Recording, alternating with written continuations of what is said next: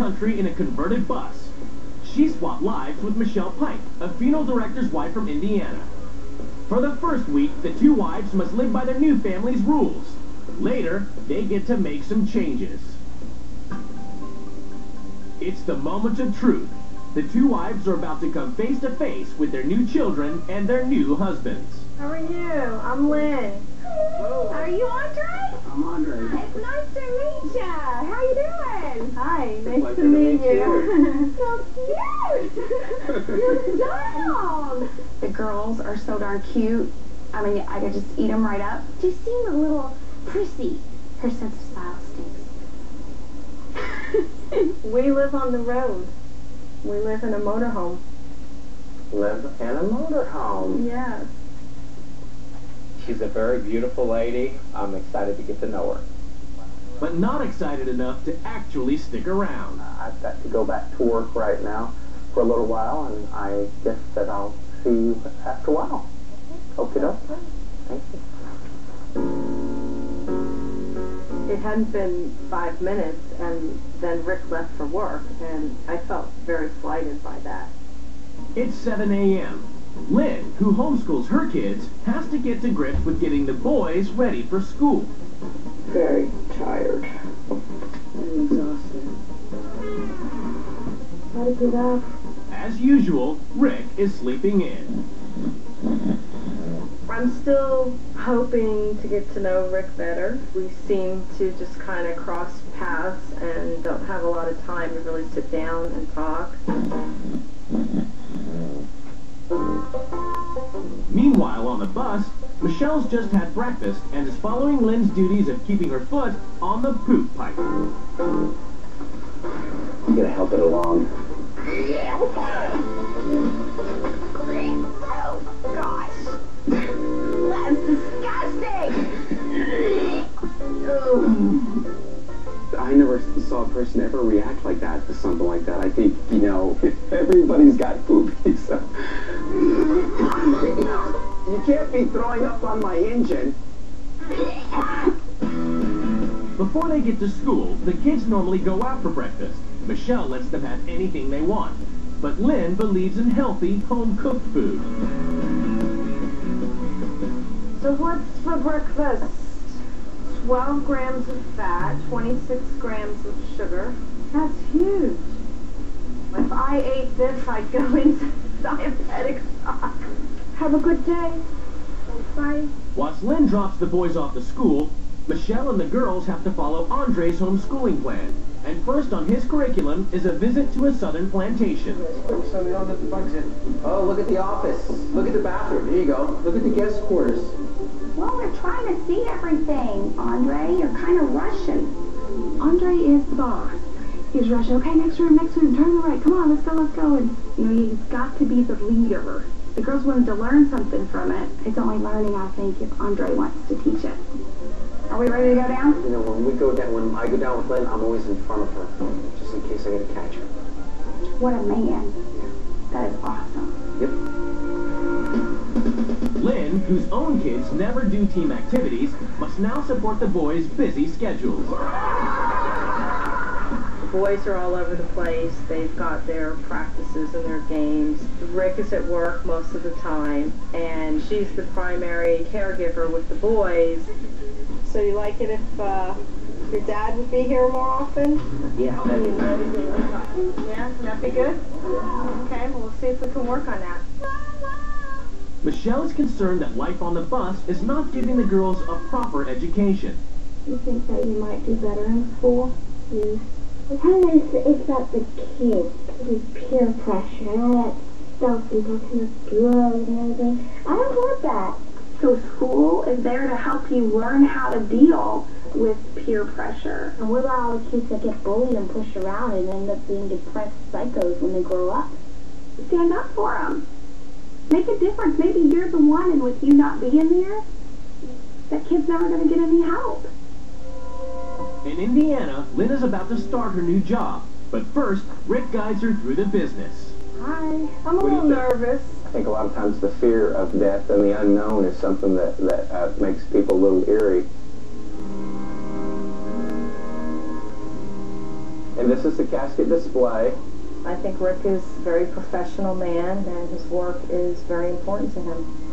You turn it on, but it's 130 degrees right now, and it has to get up to 1,650 degrees in order for you to place the person in there. You know, I guess if a person practices the Christian faith, you know, and you believe the saying, you know, ashes to ashes and dust to dust, you know, I guess really this just speeds up that process, rapid speed. On the road, Michelle has to cater for Andre's every need. Just a sandwich. Just, well, 2 sandwiches. 2 sandwiches. Cut in half each. Cut in half. Right now, it seems to me that Lynn's job is keeping Andre happy, and the girls' jobs are to stay out of their way. Is it cut in half? Yep. Are there 2 sandwiches there? Yep. Ready? Does she normally, like, you know, hold it for you so you can take a bite? We could start that procedure. Okay, no way! Lynn is disturbed that the boys do too many activities and not enough chores. Quite a bit of stuff. Stuff and stuff and stuff. They need to take on some more responsibility, and they make most of the mess, so they need to help clean it up. If I had to do lots of chores, I wouldn't be too happy because there wouldn't be no time for anything else but chores. On the bus, next on Andre's planned schedule is a surprising destination for Michelle. We're going to the pilot truck stop. A truck stop? Yeah, We're going to a truck stop? gas, and it's too late to go to the campground, so we're going to spend the night there at the truck stop. Shut up! You know, there's prostitutes at truck stop and stuff. What if I tell you I refuse to stay at a truck stop? We have to stay at the truck stop Why? because that's our plan.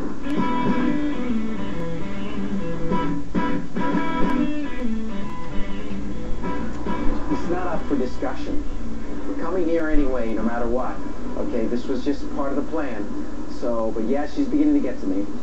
He's so worried about the environment his kids are in, he takes them out of school because there's talk of some kids doing drugs, and then he brings his 2 little girls to a truck stop. That is messed up. Lynn, who would usually spend every night in with just the family, has to host Michelle's weekly social event. But Rick, as usual, is still at work.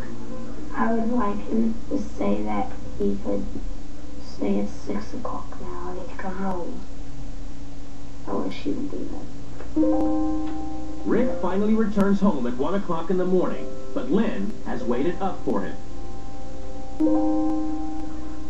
Bradley and Hunter have told me on several occasions that they would like to spend more time with you. I can tell you what my priorities are, and I know my family is my priority, Right. but you know. But you show it in a way of providing for them. Yeah, actions speak louder than words. So Right. You have to give your spouse security. I think that Rick has put his business above everything else in his life. Do you think it's more important that you give her financial security or that you give her emotional security?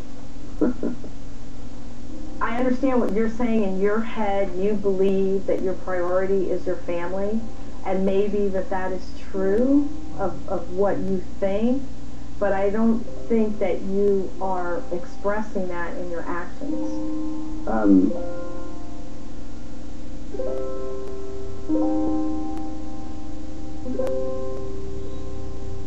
Back at the Smiths, Andre is tinkering with his bus and needs Michelle's assistance. Okay, goes like this. So what is it I'm helping with here exactly? Moral support. Okay. You hooked that hose up, Andre. How's that? Is that good? That's good. Good job. But Andre doesn't think Michelle is doing such a good job as a bus wife. I just get the sense that you're not serious. I'm not serious about what? You know, cleaning and doing the laundry. For you to say that I'm not trying is absolutely incredible. Because when I look out the window, you're outside tinkering on your hobby. It's not a hobby. This is a hobby. This is a project. This is not a life.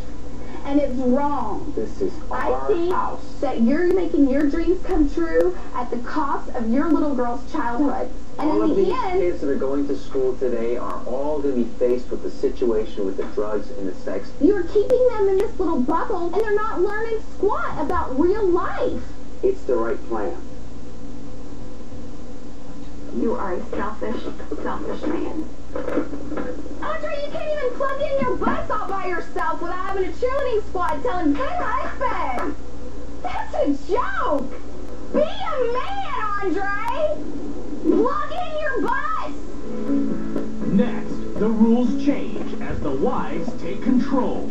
Rick, you're a workaholic and your priorities are all screwed up. This fantasy bus house has been going on long enough, so I'm taking you guys home.